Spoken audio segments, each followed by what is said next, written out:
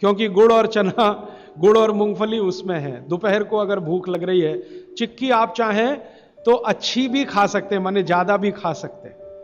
बस एक ही तकलीफ ध्यान में रखें कि जब चिक्की और गुड़ ज्यादा हो जाए तो थोड़ी सोंठ चाट लें या थोड़ी सोंठ खा लें, तो उसका जो तासीर है वो तुरंत बदल जाता है। नहीं तो ज्यादा चिक्की खा ली तो नाक में से खून आ सकता है। तो नाक से खून ना आए, थोड़ी सोंठ या अदरक, सोंठ इस्तेमाल करते हैं तो सोंठ, नहीं तो अदरक, उसके साथ ले। फिर आगे बागभट्ट जी कहते हैं कि आपके भोजन का आपके जो वातावरण से बहुत रिश्ता है।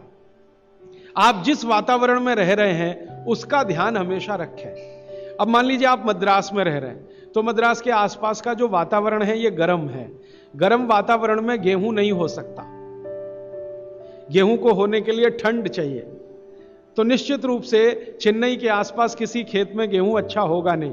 कोशिश करेंगे तो तब अच्छा होगा जब ठंड बढ़ जाए, क्योंकि गेहूं ठंड की फसल है, गर्मी की नहीं। गर्मी की फसल जो है वो चावल है, धान है, चावल है, बाजरा बहुत गर्मी की फसल है। ये राजस्थान में रहने वाले सब लोग जानते हैं कितनी गर्मी है राजस्थान में, और वहीं बाजरा सबसे अच्छा होता है। कच्छ में, सौराष्ट्र में कितनी गर्मी है, बाजरा सबसे अच्छा वहीं होता है। तो गर्मी की जो फसलें हैं वो धान है, बाजरा है, और जौ है, जवारी है। जवारी आप समझते हैं, ज्वार। तो ये सब आपके लिए अच्छे हैं। यहां चेन्नई में आप रहते हैं ना, ज्वार की रोटी खाएं, बाजरे की रोटी खाएं, गेहूं की कम ना खाएं तो भी चलेगा। जो यहां हो रहा है वो ज्यादा खाएं। अब आप बोलेंगे गर्मी में भी बाजरे की रोटी खाएं, ना खाएं, क्योंकि बाजरा वैसे तो गर्म है, लेकिन गर्मी में भी खाना है। मान लो आपको स्वाद है, छूट नहीं रहा है, जगह छूट गई है, स्वाद नहीं छूटता। मन हमारा अभी भी राजस्थान में है या कच्छ में है या सौराष्ट्र में। कुछ मजबूरी है कि हम यहां रह रहे हैं। अगर ये मजबूरी खत्म हो जाए तो आप सब भागेंगे यहां से।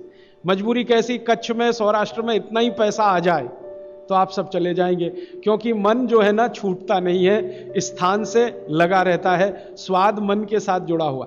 तो स्वाद के लिए ही अगर बाजरा खाना चाहते हैं तो बिना गुड़ के ना खाएं। यहां पर चेन्नई में गुड़ और घी के साथ बाजरे की रोटी आप खा सकते हैं, गुड़ और घी के साथ जवारी की रोटी आप खा सकते हैं। ज्यादा आप खाएं तो चावल आपके लिए, धान जो यहां होता है वो सबसे अच्छा है। तो तासीर ध्यान रखें, आबो हवा का ध्यान रखें, वातावरण का ध्यान रखें, हर बनाते समय भोजन में और खाते समय भोजन में। ये कुछ सूत्र हैं जो बहुत आवश्यक हैं आपके लिए, मैं मानता हूं, जो मैंने आपको पिछले एक 45 मिनट या 30 मिनट में जो रिपीट किए, जिनको मैं बहुत आवश्यक मानता हूं। और इसमें से एक सूत्र छूट गया जो बहुत आवश्यक। सुबह सुबह उठकर पहले पानी पिए, सुबह सुबह उठकर पहले पानी पिए। कारण मैं बता चुका हूं कि उठते ही आपके मुंह में जो लार बन रही है वो बहुत बहुत बहुत कीमती है, उसकी कीमत लगा नहीं सकते आप। वो एकदम अमूल्य चीज है, वो अंदर ही जाए तो अच्छा है। तो आप उठते ही पानी पीने का नियम बनाएं। कितना पानी पिए? मैंने बताया था 18 से कम उम्र के जो बच्चे हैं उनको लगभग 1.5 से 2 गिलास, 60 से ऊपर के जो बुजुर्ग हैं उनको भी 1.5 से 2 गिलास, और आप जिस उम्र में हैं 18 से 60 तो कम से कम 3 गिलास। पीने का तरीका वही है, सिप सिप सिप सिप करके पीना। और ये सुबह का पानी अकेला पानी है जो बिना प्यास के भी पीना। जी, ये मुख्य नियम मैं मानता हूं आपको जरूर धारण करने चाहिए। और मेरी एक दूसरी गुजारिश है, आप जितने भी लोग बैठे हैं इन सब नियमों को पालन करें। आज से कुछ ने तो शायद शुरू भी किया है 2-3 दिन से, जरूर पालन करें। हो सकता है कि 6 महीने के बाद, 8 महीने के बाद मेरी आपकी फिर मुलाकात हो, तब आप मुझे इसकी रिपोर्टिंग करें। रिपोर्टिंग करें क्यों? मैं आप सबको बागभट्ट का चेला बनाना चाहता हूं। मैं ये चाहता हूं, मैं विनम्रतापूर्वक कह रहा हूं, मैं ये चाहता हूं कि जो ज्ञान मैंने 6 साल में लिया, ये साल भर में आपके पास पूरा पहुंच जाए। क्यों? आप तो इसको अपने जीवन में पालन करके स्वस्थ रह ही सकते हैं, अपने परिवार को भी रख सकते हैं और पड़ोसियों को भी रख सकते हैं। और बागभट्ट ने कहा है कि जो अपने दुखों को दूर कर ले और दूसरों के दुखों को दूर करने का काम करे, वो ही मोक्ष का भागी है, माने भागीदार हो सकता है। तो मैं चाहता हूं आप सब मेरे साथ मोक्ष में चलें, वहां भी हम यही करेंगे, तो आप अच्छे हो जाएंगे, देश भी अच्छा हो जाएगा। ये कहकर मैं अब प्रश्नों की तरफ चल रहा हूं। प्रश्न मेरे पास भरपूर आ चुके हैं। मैं कोशिश ये करूंगा कि जो प्रश्न एक बार उत्तर आ गया उसको दोबारा नहीं दूंगा। हो सकता है किसी व्यक्ति ने वो प्रश्न रिपीट किया। ज्यादातर प्रश्न जो हैं वो रोगों से संबंधित हैं, इस रोग में क्या करें, उस रोग में क्या करें। तो सबसे पहला प्रश्न जो मैं सबसे आसान मानता हूं,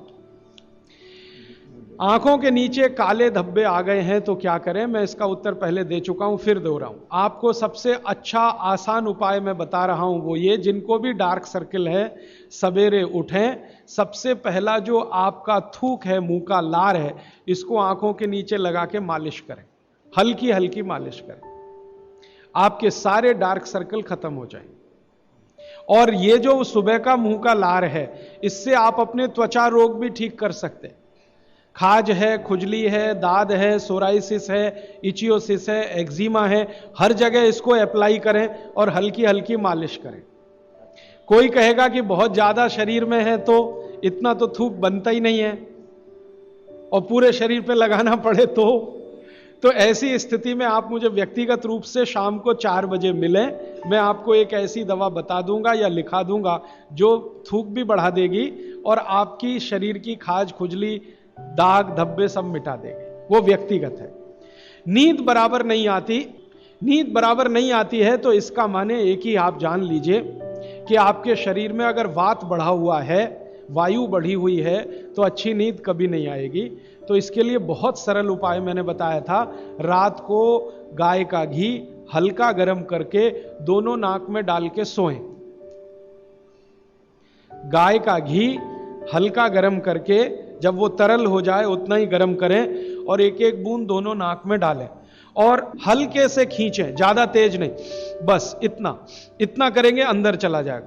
बहुत खींचने की जरूरत नहीं, क्योंकि आगे चला जाएगा, जहां नहीं जाना चाहिए वहां भी चला जा सकता है। तो हल्का खींचकर छोड़ दें और सो जाएं, भूल जाएं। फिर नींद बहुत अच्छी आएगी, खर्राटे बिल्कुल बंद हो जाएंगे, स्नोरिंग बिल्कुल खत्म हो जाएगी।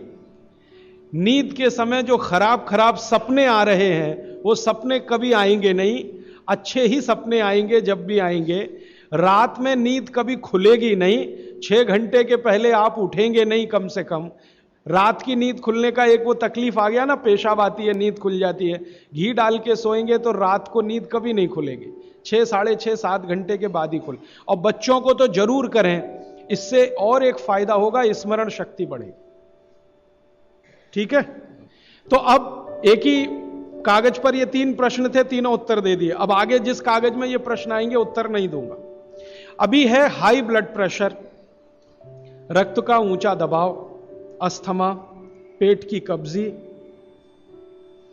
और इसमें भी फिर आ गया है त्वचा का कालापन, वो मैं उत्तर दे चुका हूं। अब मैं आ जाता हूं, ब्लड प्रेशर हाई है। वैसे तो ब्लड प्रेशर हाई और लो होना ये काल्पनिक चीज है, कभी बाद में चर्चा करूंगा, लेकिन अगर आपके मन में बैठ गई है तो इतना ही जान लीजिए कि आपको जब लग रहा है और डॉक्टर कोई कह रहा है कि आपका बीपी हाई है, तो समझ लीजिए, इसको बागवती जी दूसरे सूत्र में कहते हैं कि रक्त की अम्लता बढ़ी हुई है, एसिडिटी बढ़ी हुई है। अब रक्त में अम्लता है तो अम्लता को खत्म करने के लिए क्षारीय चीज खाएं, क्षार चीज खाएं, क्षार।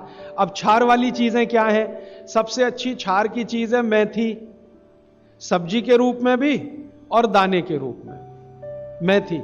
दूसरी क्षार वाली चीज है, आप में से जैन है तो वो नहीं खाएंगे, लेकिन जो जैन नहीं है उनको बता देता हूं, गाजर। तीसरी क्षार वाली चीज है कोई भी ऐसा फल जिसमें रस नहीं है, कोई भी ऐसा फल जिसमें रस नहीं है। सेब ये क्षारीय है, केला ये क्षारीय है, अमरूद ये क्षारीय है। कोई भी ऐसे फल याद रहेगा आपको जिसमें रस नहीं है, ये सब क्षारीय है। सब्जियों में पालक क्षारीय है, बैंगन क्षारीय है। आलू के बारे में कहते हैं ना अम्लीय ना क्षारीय, वो बीच का है। तो जो सब्जियां आपको क्षारीय हैं और जो मसाले माने औषधियां, क्षारी, इनका उपयोग करें तो अम्लता